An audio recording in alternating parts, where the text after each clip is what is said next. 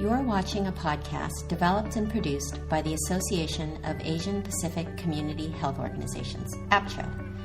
To learn about APTCHO, its members, or the principles and values that have guided this organization's work for more than 25 years, please visit www.aptcho.org.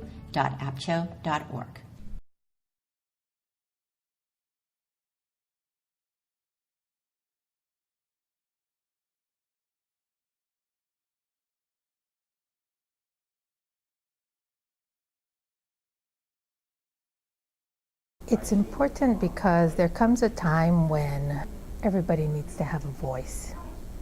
And much of the time with small populations, we see either ND or we see an asterisk, meaning that there's no data or the populations are too small to be accounted for statistically. And at some point, we need to be sure that we have a voice. We need to be sure that it's meaningful to the populations that those numbers and those symbols represent.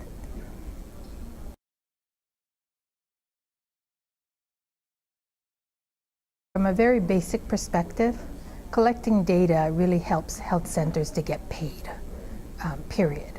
How we use and interpret that data then opens the door for other opportunities. For example, doing research, doing quality improvement, doing population management, community engagement, payment adjustments. It opens up all of those opportunities for us. But at a basic level, it helps us to get paid. The potential impact at the policy level, a good example is OMB 15. So back in, I believe it was 1977 when OMB 15 first initiated the categories of Asian and Pacific Islanders. Then in 1997 it was revised to be Asian as one category and then Native Hawaiian and other Pacific Islanders as a second category. And that helped to provide additional data and information on other racial groups. And while we continue to advocate for disaggregation of data, that at least was a first step. So that became effective with the 2000 census and required in federal programs as soon as it was revised, but no later than 2003. And while that was helpful, in 2013, the Johnny Burns School of Medicine issued a report about Native Hawaiians and Pacific Islanders, and their exact quote, and I'm going to read it to you, was that the disparity in the health status of Native Hawaiians and Pacific Islanders when compared to other ethnic populations in Hawaii and across the continental United States continues to be considerable and disturbing. So while there have been efforts to help to eliminate health inequities, there still presents considerable challenges in doing that. I think we are at a place today where we have evolved enough, where there are more people with like minds in strategic positions, that given a data set, we can leverage it so that there can be an impact on health policy at a significant level. APTCHO's data warehouse began with the PIC project, or the Pacific Innovation Collaborative, and it was a project with 3 community health centers in Hawaii, 6 community health centers in Washington State, and 2 health plans.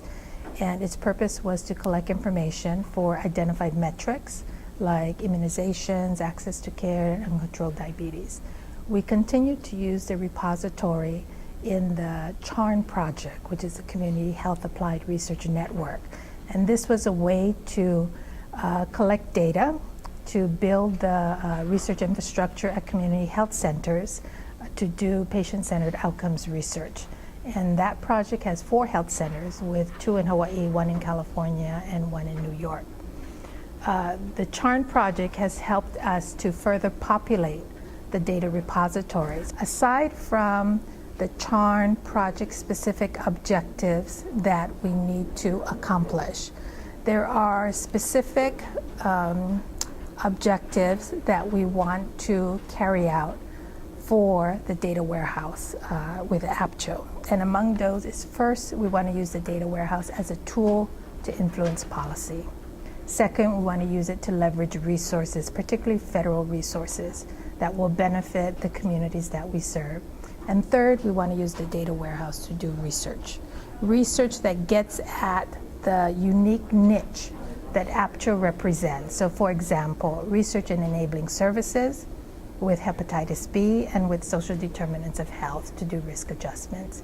So those are just some of the key objectives that could be useful with, that a data warehouse could be useful for implementing. This podcast was brought to you by APTCHO.